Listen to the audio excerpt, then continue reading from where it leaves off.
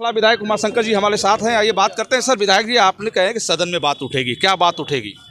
देखिए, दो चीज़ें हैं। एक तो पहला कि इनकी जो सबसे जिस वजह से नंदलाल गुप्ता जी ने आत्महत्या किया, लाइव आत्महत्या किया, जिससे आहत थे, उसी दिन थोड़ी देर पहले वो जा करके उनको ज़बरदस्ती उनके घर का मुआयदा कराया गया था। तो जो मुआयदा ज़बरदस्ती उठा के कराया गया है, उस मुआयदा को निरस्त किया जाए। और वह अधिकारी भी, जो रजिस्ट्री डिपार्टमेंट में जो लोग ऐसे होंगे कि देख रहे हैं कि ज़बरदस्ती किसी को टांग के ले आकर के ऐसा कराया जा रहा है, उनके खिलाफ भी कार्रवाई हो। और तीसरा, क्योंकि वो बड़ी कच्ची गृहस्थी है, उनका एक 8 साल का, एक 10 साल का एक बच्चा है, और उनकी पत्नी भी पढ़ी लिखी पत्नी हैं, मतलब एजुकेटेड हैं। उनको कहीं गवर्नमेंट कहीं सरकारी जॉब दे, जिससे कि इस परिवार की परवरिश हो सके, कुछ आर्थिक मदद करें, कम से कम 50 लाख रुपए की आर्थिक मदद करे, जिससे कि परिवार पूरा खड़ा हो पाए। और आज उसी कड़ी में मैं उस पूरे परिवार को आश्वासन दिया है, उन बच्चों का भी हौसला बढ़ाया है। बच्चे, हमको पता लगा अगल बगल के पड़ोसी लोगों से कि बच्चे बहुत अच्छे स्टूडेंट्स से, बड़े अच्छे पढ़ाई में हैं, और यहाँ के अच्छे एक जो अच्छा विद्यालय है होली क्रॉस, उसमें वो बच्चे पढ़ते हैं। मैंने उन बच्चों को आश्वस्त किया, उनके परिवार के, उन बच्चों की माँ से मैंने कहा कि बच्चों की पढ़ाई में कहीं कोई बाधा आए तो आप हमें ज़रूर याद करिएगा। मैं जो भी होगा, मैं बच्चों की पढ़ाई ब्रेक नहीं होने दूंगा।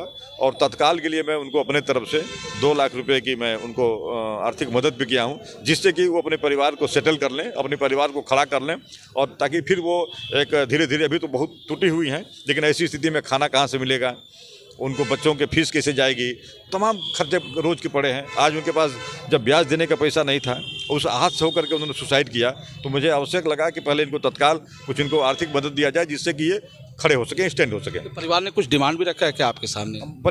परिवार उनको यही था कि कहीं ना कहीं उनके परिवार के लोगों ने, अब वो पत्नी मान लीजिए बेचारी रो रही हैं लगातार, तो जो अन्य लोग उनके सहयोगी हैं, उनके जो फादर थे, उन्होंने कहा कि कहीं बेटी का जॉब भी लग जाए। तो मैं कहा कि सदन चलेगा, मैं माननीय मुख्यमंत्री से आग्रह करूँगा, सदन में बात को उठाऊंगा भी कि आप आप बड़ा दिल दिखाते हुए इनको कहीं ना कहीं आप सरकारी नौकरी दीजिए। हर एक सरकार का दायित्व होता है, और सरकार का यही कर्तव्य है कि सरकार पूरी तरह से सबको, पूरी जो एक बार चुनाव विभिन्न दल जरूर लड़ते हैं, लेकिन जब वह सदन का नेता, जो हमारे मुख्यमंत्री होते हैं, नेता सदन चुन लिए जाते हैं, तो सबके हो जाते हैं। पूरे उत्तर प्रदेश की 25 करोड़ के जो पॉपुलेशन है, उसके वो मुख्यमंत्री जी हैं। तो उसी में से एक ये नंदलाल गुप्ता जी की धर्मपत्नी है, इनका कहीं समायोजन होना चाहिए। एक आखिरी सवाल है, आपकी नज़र में प्रशासन का क्या रोल है? शासन का, प्रशासन का संतुष्ट है रोल से? नहीं, परिवार के लोगों से मैंने पूछा तो इन लोगों ने कहा कि नहीं, मुझे लग रहा है, लेकिन केवल इनकी एक चीज़ थी कि कई बार पुलिस अधीक्षक द्वारा कहा गया कि हम गैंगस्टर की कार्रवाई कर रहे हैं। मैं भी अभी यहाँ से निकल के बात करूँगा कि वो ये लोग आहत हैं कि अभी गैंगस्टर की कार्रवाई आपने कई बार अनाउंस किया, फिर कहाँ से किसका प्रेशर है। तो मैं कहूँगा कि प्रेशर में काम मत करिए। ये जिस दिन फिर व्यापारी समाज सड़क पर आ जाएंगे, दिक्कत हो जाएगी। और बलिया में अपने आप एक क्रांतिकारी धरती है, और बलिया बहुत भावुक धरती है। जब भावुकपना में और इमोशनल के जब जुड़ेगा, जब लोग आ जाएंगे सड़क पे, दिक्कत हो जाएगी। इसलिए जो भी कार्रवाई हो, उचित कार्रवाई करें और तुरंत करें, जिससे कि लोगों को समझ में आए कि हाँ, प्रशासन मेरे साथ खड़ा है। चलिए, बहुत बहुत धन्यवाद। आपने विधायक जी को सुना। विधायक जी ने कहा कि व्यापारी नंदलाल गुप्त की आवाज़ वो स्वयं विधानसभा में उठाएंगे। उन्होंने कहा कि सरकार के तरफ से अगर यदि हिला हवाली हुई, प्रशासन की तरफ से अगर कुछ भी हुआ, तो वह जनता के साथ, यानी व्यापारियों के साथ आंदोलन भी करेंगे। हालांकि उन्होंने उम्मीद जताई है कि प्रशासन कुछ न कुछ करेगा।